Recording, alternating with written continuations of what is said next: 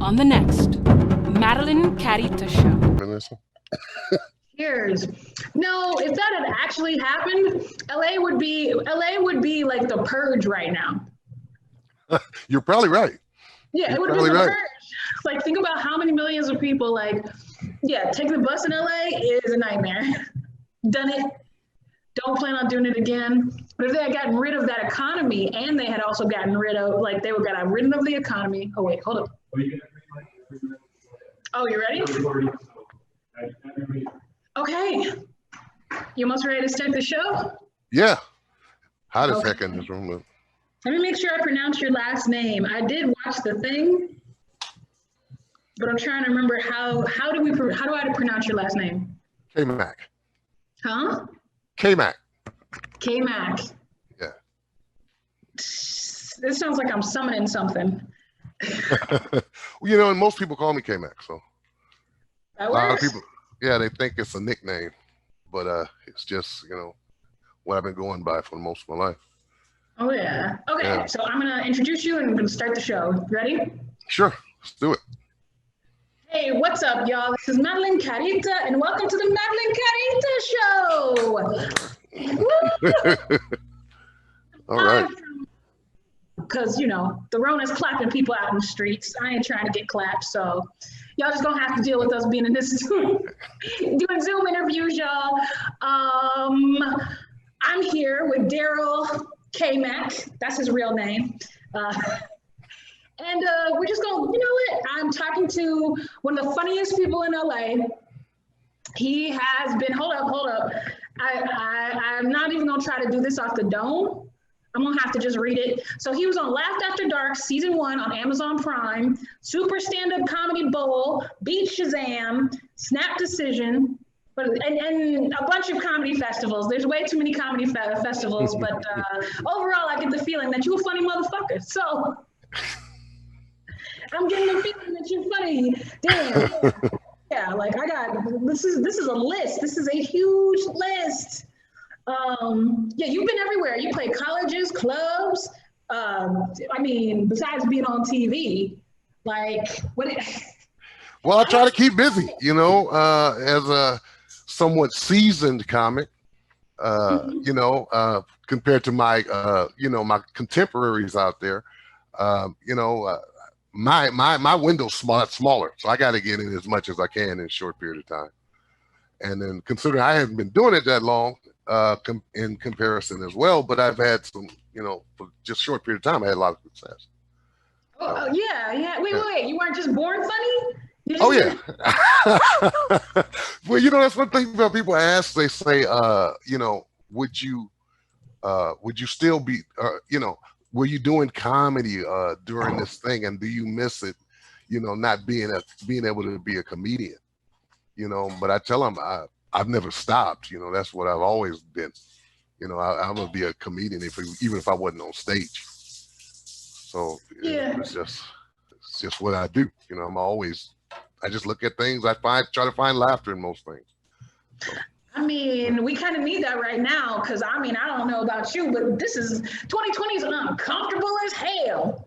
Oh, like, man. I'm gonna get hit by lightning, get beat up by the Klan, the police, if I'm gonna get in a riot, or if I'm gonna get hit by a plague. Like, I have no clue who's writing 2020, but I need to look at their writer's room. Yeah, because there's a lot to write about. This is a what they call a paradigm change. We're about to say our whole way of life is probably gonna never go back to the way it was. You know, I mean, it's hard to come to deal with that, but you know, so we got to find a way to make it work in this new environment, you know, in this new life. So that's one of the things I'm trying to do with my comedy now, is I'm trying to find a way to touch people where you really can't touch them, right?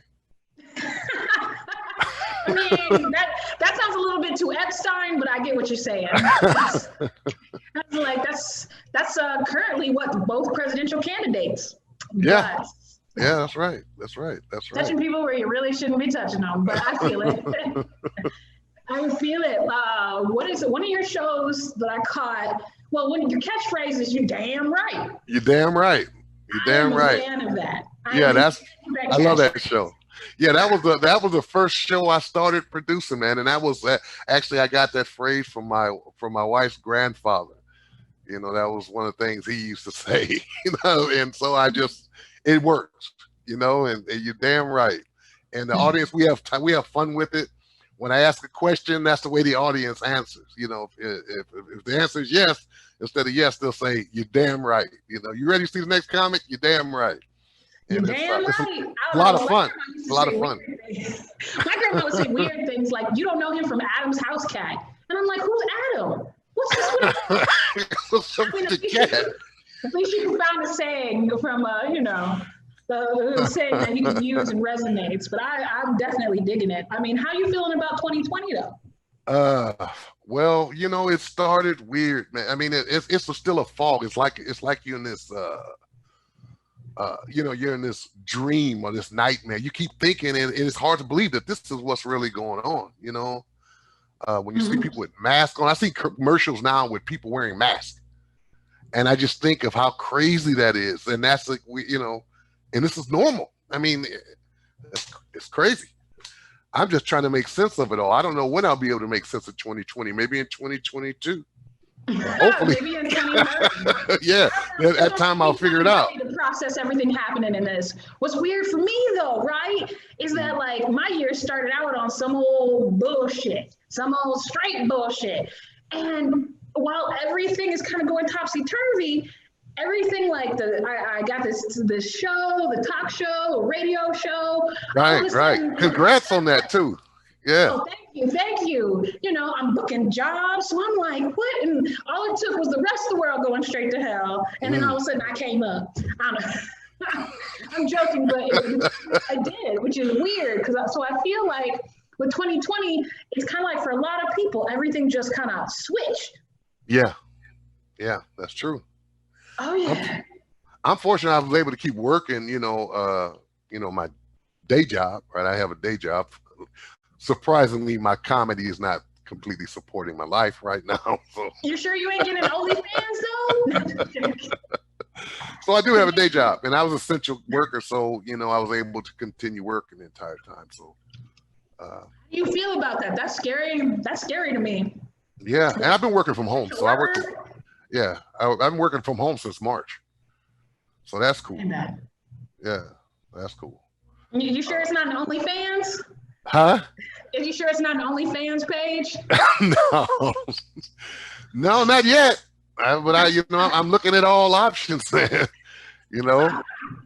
I'm even thinking about getting more creative in some of these virtual shows. I've been seeing that certain angles seem to make money, so I may have to look into that. Mm-hmm. These topless comedy shows I've been seeing. Topless comedy shows? Yeah. Damn, I need to be funnier. Well, I'll put you up. I'll do it. You know what? I will say, like, the one thing, I'm not scared of nothing. You never know what works. I wish I was funny though. But I feel like if you're topless, then you ain't got to be that funny. No. And I think if you're naturally funny, you're all right. And I think you are. So you'll be okay. I think you'll do just fine. People tell me I'm funny. I just feel like I'm just rude, but people are so uncomfortable by the fact that I'm rude and blunt about it that they don't know what else to do except laugh.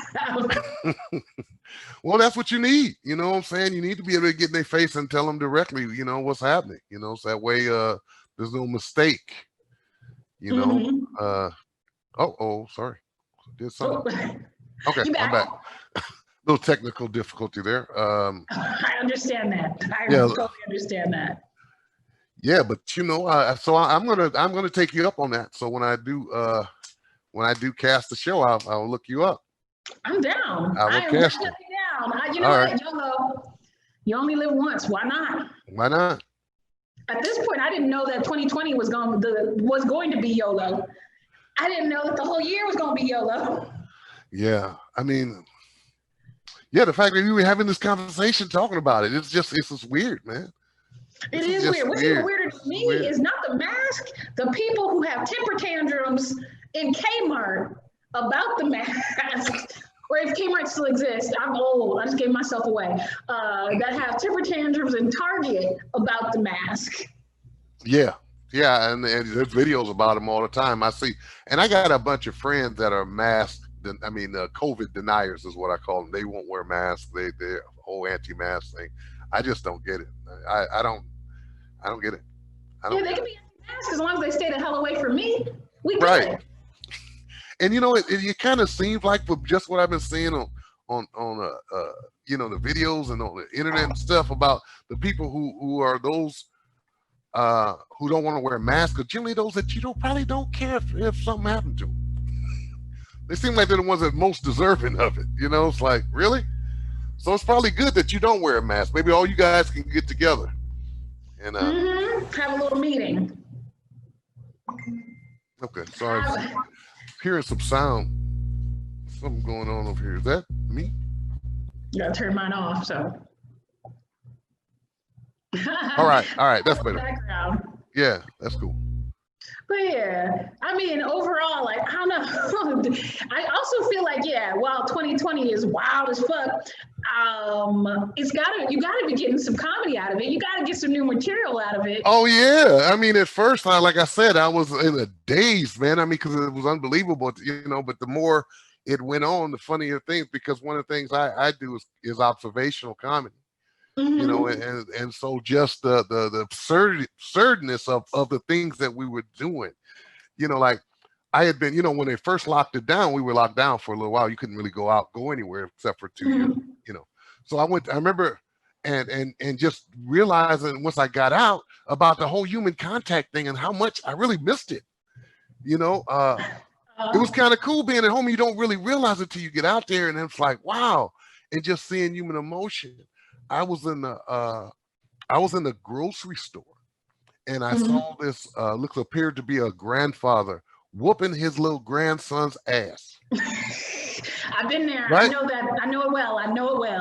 And it brought tears to my eyes, but it was tears of joy. See, black people. Yeah, it was tears of joy. Yeah, because it also says this is real. This is real life. This is real emotion. I had to see that. I was cheering him on. Whoop his ass. Whoop his ass, granddad. Whoop that boy's ass. Yeah, be careful now. Now that's considered child abuse, or that's considered child abuse. Yeah, you're right. You're right. But that was very refreshing to me. I have fond memories of being dragged into a bathroom. If you put your hand on one more thing in the store. Except my mother is a flip mode, though. My mother talks very nice, and she's very sweet, and all of a sudden, if you don't sit your black ass down, as I was saying. See, that's funny. That's the kind of stuff you can talk about on your show, on the show. Oh, yeah. That's the kind of stuff you got to talk about. Yeah. See, we know about that. We know about that. We usually get the kind of talk. They tell us about the rules before you even got in the store. Don't touch nothing. Don't buy nothing. Don't look nothing. Don't touch nothing. Don't ask for nothing. Don't ask for nothing. Don't beg for nothing. Yeah, so you knew the rules before you even went in the door. But yeah. These kids now, and then there's certain groups of kids that they just let them run around run around the store, like it's unbelievable. We know which groups of kids. We ain't gonna talk about that though. Yeah, right. But yeah, I totally understand. That's bringing back all kinds of memories. Yeah, and I wonder why is it? Well, I guess what you said, we won't talk about the kids. We can talk about the behavior. We're gonna keep out. We know. Yeah. We definitely know. We definitely know. So it's the same out there where you live, because I know you're out there. Wow. So it's not the same California everywhere. Thing. Okay. Susie, oh my God, don't do that. Stop. Oh my God. And I remember being little and seeing the kids that could call their mom by their first name. I remember my heart just being like, and they don't, and they don't get nothing happens to them. They still have teeth. Or you go to that friend's house and they call her, I do what I want. My friend's hungry. Why don't you feed him, Mary? And I'll feed her, Mary. And I'm like, woo, she expect Jesus to come out someplace, lightning to strike. And I'm just like, Yeah, I was shy. Then you go home and think that you can try that. Thinking, okay, all right, I'm gonna do that when I get home. And you immediately understand that, hey, you know what? It's a completely different life that they live than what you live. Don't get it Oh twisted. no, I never thought that. I don't want that big, mean, hot yellow woman to beat my ass. I was like, my mom is very sweet. Yeah, So, it's different what they do with the kids nowadays. That's for sure. Like right now, I'm sitting in my, huh? I am digging the kids from nowadays though. Like I'm definitely liking their like rebellious personalities, but at the same time, you kind of want to snatch them up. You kind of want to Yeah. snatch them up. But I do dig their rebellious personalities. Like I was out at the I was at front and center at the Minneapolis riots. Hmm. I was there at the beginning, and it was Yeah, like, I saw that. I saw that. oh yeah. So for me, it's like, yeah, I'm a mid-range millennial. But when I look around, I didn't see anybody over the age of 40 or 50. I ain't see no old heads. All I saw was like the Generation Z. Generation Z was out in Right. full force. Right. They don't give a fuck. And No. that's what I like about that, though. I like them for that, even though, you know, they be wilding out. I do like them for that because they were like, oh, hell no, we ain't doing this. We ain't doing this again. No, and I saw some of the t-shirts saying, "Hey, we're not like our ancestors. We'll whoop that ass." You know, they And worry not about the true. nonviolent. Ancestors that are, you know, I mean, that's true and not true because, like, when we think about our ancestors, we got a whole lineage. We got Shaka Zulu. We got a whole bunch of ancestors that wasn't about that life. Right. They just We are thinking about exactly like our ancestors. You know, for a short time, I think we were kind of put to sleep by like media. BET definitely helped in that. So I remember at one time BET was cool, and then all of a sudden when it got owned by Viacom, it started becoming something different. Media, MTV.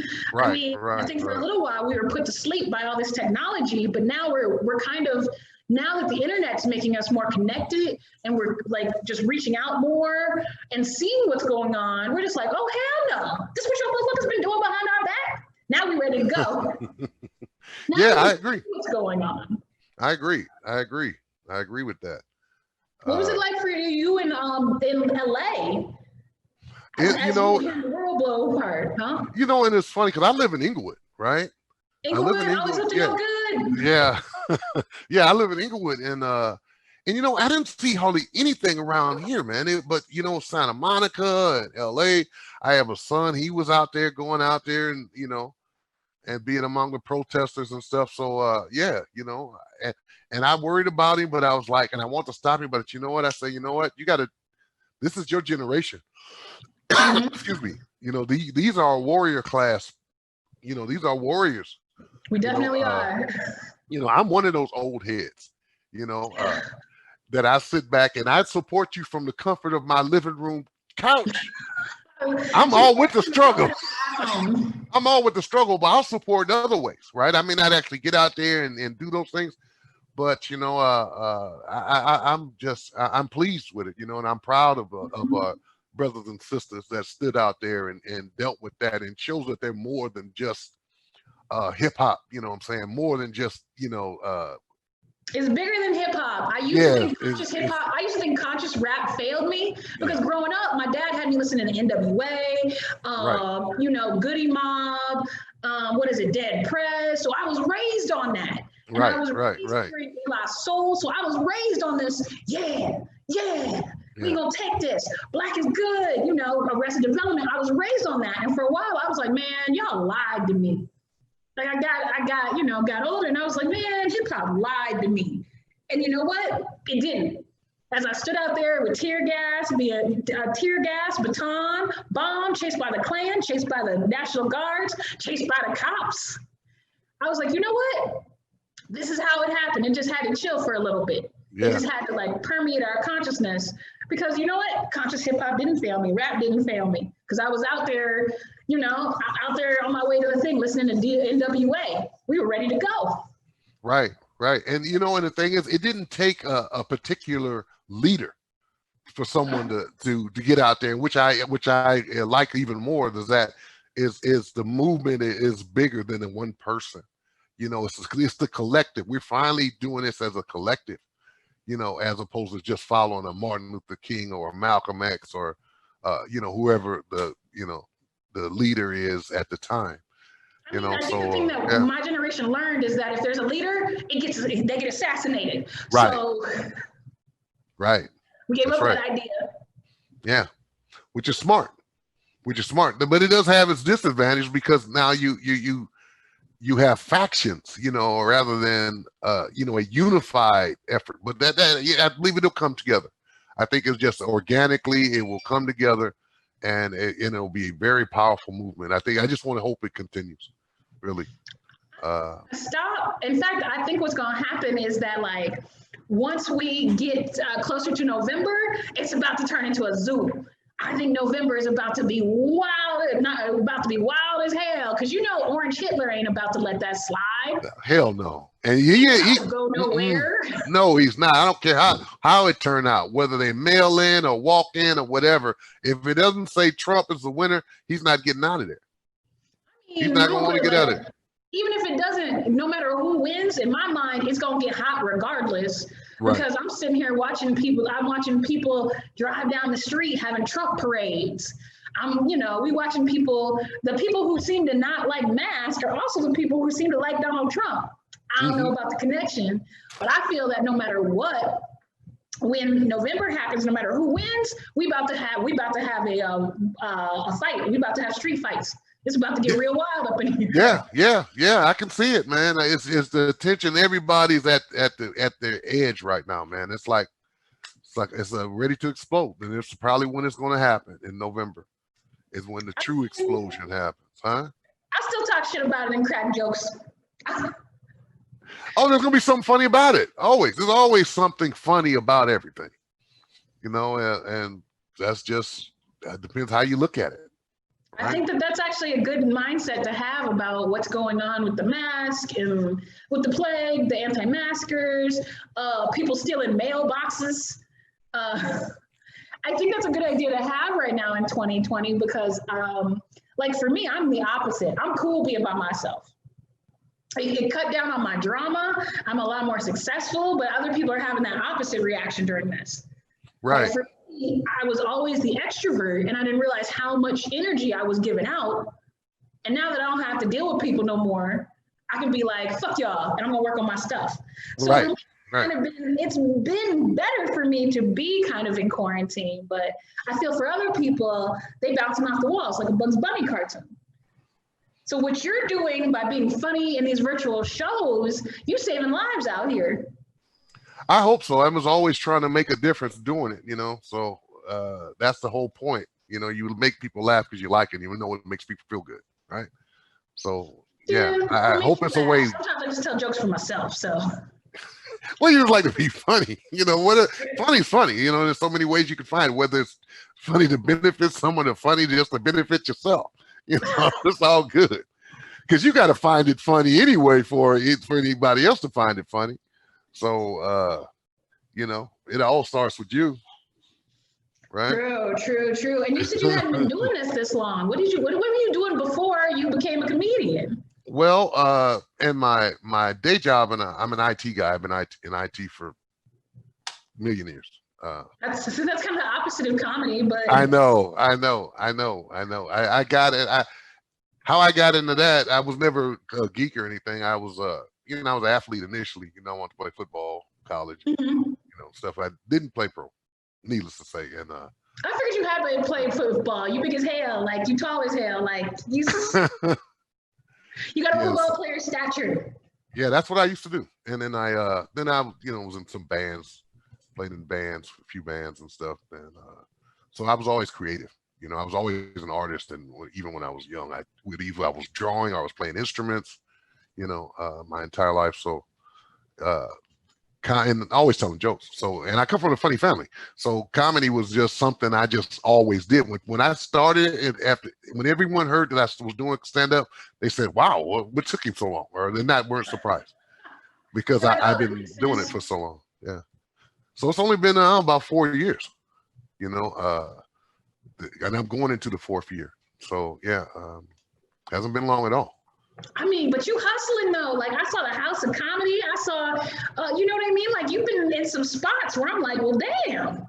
Like, Yeah, well, legendary comedy clubs, legendary houses. You've been on the same stages as like Jim Carrey, the Wayans brothers. Like you on stages where like legends. and been on shows with them as well. Mm-hmm. You know, I've been on shows with. I don't want to go start naming names, but then there's a whole lot of comics I've been on stage with. I mean, you can drop names. That's what we're here for. This is a late night watch. You can drop names. That way we can hashtag them. Yeah, well, like I followed Margaret Cho a few times. I've been on Okay. shows with Bill Burr. I've been on shows with Fritz Coleman. That's a good buddy of mine because I used to work at NBC.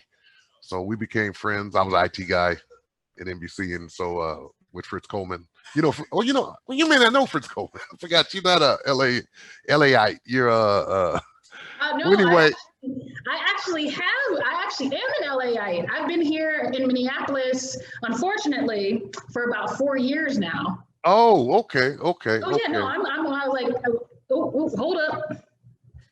I don't know what's going on. Run out of time. Oh, okay. Sorry. Zoom sent me some kind of message, but Oh, okay. no, I love LA. LA is my favorite city in the world. I moved here for the dumbest ass reason you could possibly move for something. A man. That failed, but I noticed it was easier for me to kind of get projects and movies done a little bit outside of LA. Like, I don't know if I would have been able to get a talk show in LA. But now my goal is to get the show rolling and then move back to LA. I am not a fan of the Midwest, nor have they been a fan of me. There's a reason why riots happen in Minneapolis. There's a reason it happened here. Yeah. And it's gonna happen again just because the tensions and the personalities of the places here. And it's the land of mayonnaise. So it's real white. It's real white. Yeah, I've never been there. You know, it just really like. I mean, I'm a big Prince fan, so I started paying a lot more attention to it during, Minneapolis, right? Mm-hmm. But yeah, I've never been out that way. But I don't know how you deal with the winters, man. Those winters are brutal. Looks like. I try to leave during winter. I'm trying to leave. And I mean, you know what? I can definitely say that if I was in LA, there's things I would not have kind of witnessed though. Mm-hmm. Because I'm definitely a person that's down for a riot. I'm definitely about that life. And then at the same time, I got to be there when Prince's funeral happened. It was the most insane party I had ever been to in my entire life. People were having sex in the street. Thousands and thousands of people were there. Helicopters were coming in from Tokyo, landing on roofs. Helicopters were coming in. People speaking all kinds of languages were all of a sudden were there. The news, it was insane. People were crying. Wow. I didn't hear anything about that. Oh, I got videos and everything. People were rapping and dancing in the street, crying, having sex. There was people stripping. There was people stripping on the light poles that were definitely not women. Like, it was crazy. It was people I was like, y'all feel like that? Y'all just gonna have sex out in the street? Okay, you feeling it? You know what? Let's go with it. I'm gonna go. Pornhub. Wow. Well, hey, so it's a party, right? So it was the best party I had ever been to in my entire life. I love parties. Man, I'm a party animal. It was the best party I'd ever been into my entire life. I was like, you know what? When I go, I need y'all to start tripping out in the street like this. I need y'all to start lighting it up. So there's been the negatives. Well, they're always going to be there, but I wouldn't have been able to witness some historical things that went down. Right. You're there for a reason, and for that time, right? Yeah, even if I'm not, even if it's, well, we ain't gonna talk about it since this show is playing on from 9:30 to 10:30 at night in Minneapolis on MCN6. No, sorry, had to throw a little television show plug in, but hey, that's all good. I understand. It's been good and bad experience. It's been good and it's also been bad here, but I've learned so many things. However, let's get back to you in Los Angeles. I mean, what is it like in LA? Like, what is it like right now? You know, I'm born and raised here. So, you know, I'm a native. So it's as crazy as it's still kind of quiet, you know, it's still kind of quiet. You still don't have a whole lot of people on the streets as you normally would. You know, they've come back a lot, but it's still, when you drive around, it still seems like it's not as many people around. That's a good thing, though. Yeah. That was one of the good things about that shutdown. You know, the traffic was no traffic on the freeway. And if you know how LA traffic is, right? You know, there's a reason why people talk about smoking blunts in LA traffic. You got time. You got the time. You'll be you know what? You won't be high by the time you get out of traffic.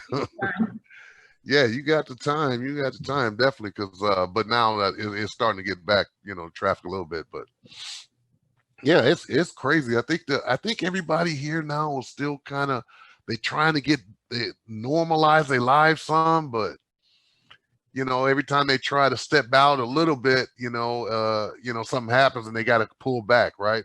So they were having the bars open for a little while. People were going back to the restaurants and stuff. Now everybody's sitting outside all over the place. It's different. It's different. It's gonna be, and I feel like people don't know how to act.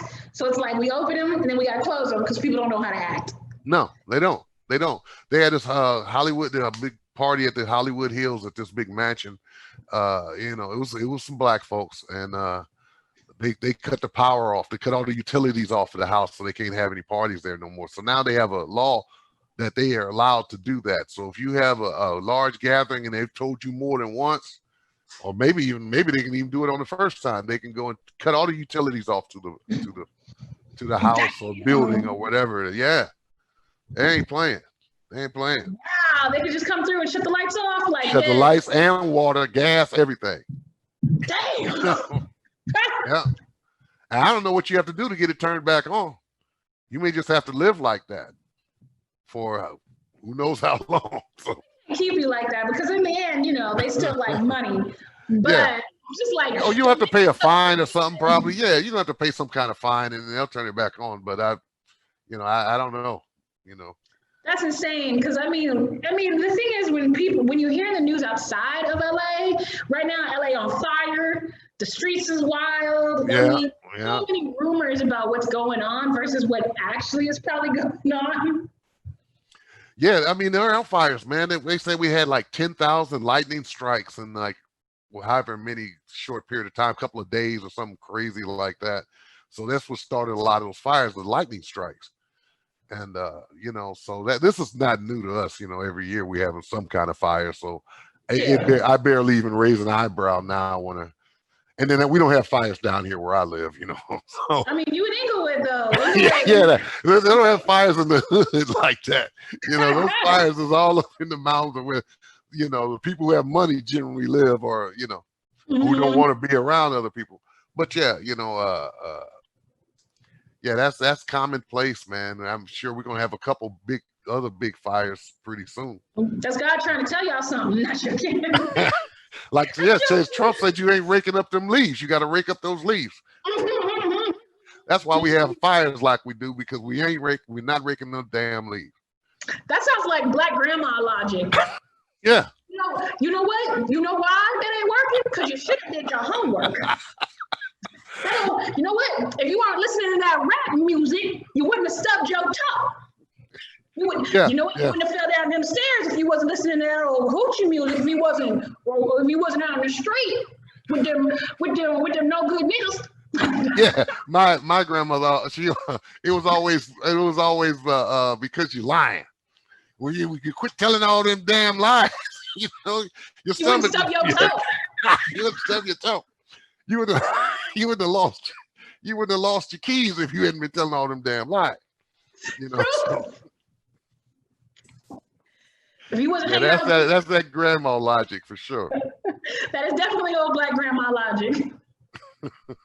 If you was doing your homework, you wouldn't have failed and you wouldn't have hit your car. Yeah. I That's mean, funny. it's still good to be able to find those little moments, even when we're doing, even when we're in the middle of like the craziest year ever. Nobody saw this coming. I couldn't have even predicted it. No, no, not at all, man. It's like I said, it's like out of some novel or something crazy. It's like with all the different things that we've had going on. We had out here we had Kobe Bryant die in January. Started 2020 off pretty bad for LA right there. I mean, I felt that.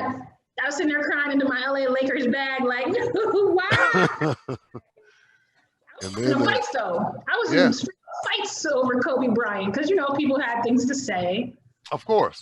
About his record, and then, but the thing is, if you went to look at that court case, and let me tell you, I'm always on team girl. I'm definitely, pro warrior woman, all that.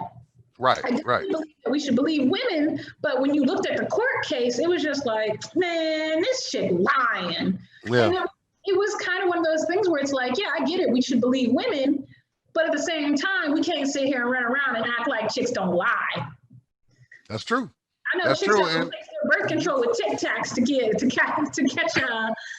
catch rich rappers slipping. Right. Like, I've known chicks that put holes in condoms to catch billionaires. Like, really? I know. That's true. As I said, I was an LA girl for a long time, and I plan on going back to being an LA girl. I know some gold diggers, and I've seen this go down. I've watched it go down. So I ain't gonna say that like you gotta like you should believe women, but I'm saying some of these hoes, and like in the Kobe Bryant case, I looked at the case and I was like, she lying. But no, it really do go down. Yeah, there's too many holes in that story. I knew she was lying too. But you don't put yourself in them situations, man. It's like, I mean, he was a 23-year-old rich young Black man, and I mean, when you see her, she's beautiful, and she let herself in his hotel room. Oh, I didn't know that. Oh yeah, look at the story. He was in his own room, minding his business. There's a video. Homegirl got a key, let herself into the spot. Mm. Yeah, like I was like, but he ain't grab her in the parking lot. She let herself into it. She was working behind. She was actually working. She was the person at the counter. Okay, I know she worked there. Yeah. I knew that she worked at that spot. Girl, but you knew what you was going in there to do. Let's stop playing games. But of course. I mean, yeah, it definitely hit me hard when Kobe left, especially with his young daughter being involved. Mm-hmm. That's sad. That's real sad. Yeah. He's a symbol for Los Angeles. He's a symbol not only for Los Angeles, he's a symbol for just the African American community in general. Right. Yeah, he was, and you can see, you just drive around LA now and there's so many tribute paintings and stuff on buildings and billboards and almost as many billboards as you have. You have one in Inglewood. I have one in Inglewood at the moment. I don't have to throw it back up. I'll make one with your face on it, like, "Hey, catch Daryl." Oh man, you do that. That will definitely that'll chop something off my bucket list right there. Got you. I always said I'm gonna be on the billboard. You know what? I told myself the same thing, and you know what? I saw somebody else on a billboard. And I was like, man, if she can get on a billboard, I totally can do that. I got this. And then in my search for that, I ended up finding not only a billboard, I ended up actually starting a company where I put people on billboards. Wow. So that's what I do. That's something I do on the side. I mean, now there's not so many cars on the road, so it's not as profitable. Yeah, but it's going to come back. There's going to be cars back on the road. Will. Hopefully they're self-driving cars, so we can just stare at the background. But I got you. We can definitely work out a Daryl Kamack billboard. Oh wow, yeah, that will definitely put some on my bucket list. First thing I wanted to do was have my name in lights on a marquee. I've had that, right? My first headlining show, so that was all that was done at the same time. So that's the next advertisement thing I want. I said I want to be on TV. I've done that. Mhm. So, you know. Is it crazy to just say things and all of a sudden you're like, oh, I'm here now? Yeah, it is. Big. And then sometimes you wonder, why me? You know what I'm saying? You know, how am I here? You know, what was it that made me, you know, that got me this opportunity over everyone else? I thank God, of course, you know, but it's amazing. It's very humbling sometimes when you think about it, you know, but at the same time, it's also validating, saying, hey, you know, I work for this too, right? I've earned this. I wouldn't be here if I wasn't supposed to be. So it's not like I feel like I shouldn't be there, but I still am humbled by when I am, you know. I mean, we both are kind of having that same experience. Hey, that's not a bad life. That's not a bad life. So what are your rules for comedy? Like, we talked about what you're not into. What are your rules to being funny? Do you have rules, or you just do what you do? I don't have any rules outside of that. I have and there's some things I won't do for because of other reasons, you know, because I got kids and I a wife, and you know, certain things like I might get me in trouble. It all depends if they're at the show or not. You know? I don't know if that's how you should base your routine, or whether or not your wife gonna find out. Yeah, so you know, but hey, you know, this comedy, it's all good, you know. You only live once, man. You know, so she gets it. Well, sometimes. Does she watch your shows? Is she very supportive of the comedy life? Let's just say that sometimes, because there's always the whole she just doesn't like the comedy skanks, right? That's what she calls comedy skanks. What is that? Yeah. What is it? The comedy skanks, you know, or what I forgot what they call them. Chuckle fucker. What is that? What is those are comedy groupies. They're called chuckle fuckers. Well, okay. There's some hoes in this house. There's some hoes in this house. Yeah, so I guess hoes is everywhere. I tell you, if you're in the light in any kind of way, there's somebody there that's gonna fuck you because of that, right? True, so, no, it's absolutely true. I got girls sending me nudes, and I'm like you what? I'm used to the thirsty boys, but I'm like, I got thirsty girls. Like, hey, girl, you trying to? And I'm like, no, stop sending me pictures of your titty. Okay. I imagine you probably get a lot of stuff. You know, I've never been sent anything like that unsolicited. You know, like, I mean, has there been some bold chuckle? I can't even say it. The comedy skanks. I'll say comedy skank. Yeah, comedy skank. Is there some comedy skank stories, routines? Because that's hilarious. No, I don't talk about it. You know, What stays in the comedy house? I you know, if I don't speak of them, they don't exist. So I don't never bring that up. That's not in my routine. But I just might, just now that we're talking about it. But now I want to know. Now I want a routine about it. Now I need to know a routine about comedy skanks. Yeah, there are comedy skanks. Yes, there are. I mean, I get it. I mean, do they think that especially at the big clubs, you know? But you know, you'll be at a small club too, huh? You're funny. They think that you got yes. money. No, I think I don't know. It's just I used to have, you know, when I used to even play in bands. When I was growing up playing in bands, we weren't that great of a band, but we played around on the Chitlin Circuit or whatever you called it back then. You know, you play in the bands and you go to these little small hole in the wall clubs, or you might play for somebody's party or a banquet or something, right?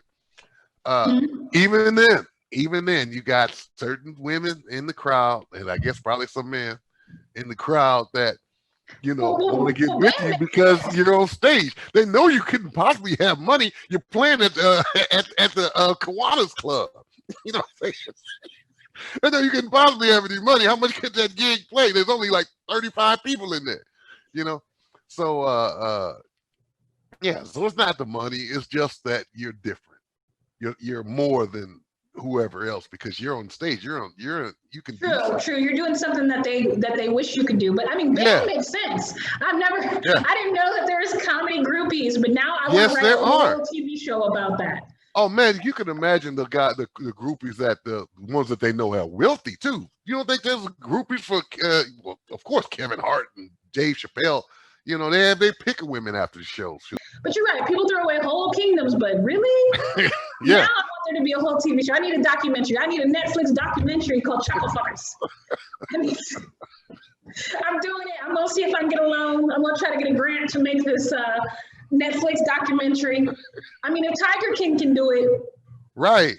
Chuckle Fuckers can be a real thing. Chuckle Fuckers. There you go. That could be the name of the show right there. So glad this is a late night talk show. I'm sorry for the people who got to listen in and then bleep all this out. Yeah, I didn't know if I should say that or not, but you know, I threw it out there, so you know. It's a late night talk show. This is for adults. We come on at night. We might have to bleep a few things, but that's, you know, we're trying to be controversial. You know, it really gets the crowd going. But yeah, I've had women, I've had guys try to hit on me after a show. I've had that happen. You know. I'm sure it has. That's insanity. We'll have to talk about how to make that Netflix documentary next time. Yeah, we will. I want to be in on that because I got some stories I can tell you off of that. But you have. Well, if you have any other comedian, you know what? We'll talk about this off air because we are we're running out of time. But I want to thank you for coming on. Oh, I'm so glad for you to have to, you know, to give me the opportunity to be on this show. Oh yeah, hit the people with the information. Yes, I will. I will. So where we find you? Where can we get you? Where can we talk to you? Oh yeah. Well, you can find me on Facebook, Daryl Kamack, Daryl Kamack, Instagram, Daryl Daryl_Kamack. This weekend I'll be on a virtual show. I don't have that information with me, but if you look at either one of the websites, and I'll have it posted. And if you know, I can always send it to you to Madeline if you can. You know, send it out to your folks if you like. So thank you once again for having me. I really appreciate the opportunity to be on your show. You keep doing the wonderful things that you're doing because I keep seeing you blowing up bigger, bigger, and bigger. So I'm hustling. You know, yeah. So just let you know, just don't forget about us little people when you get there. Well, you know, there's going to be a billboard with your face on it. Because you know, I'm also you know, I'm writing a couple. I have a couple screenplays I've written. I got a couple short videos I'm going to shoot, and I also making some music. So all of that will be posted on my social media sites shortly. Well, you damn right. You damn right. You damn right. I need that on a shirt. Let me know when you're coming out with the Daryl Kamack shirts. I do have a You Damn Right shirt. What? I do have a You Damn Right shirt. Yes, I do. We might have to do a little giveaway, but I'm gonna wrap it up. Okay. Thank you for joining me. It was awesome. I hope we can talk again. You know, I always need you know, some comedy in my life, especially with what's going on.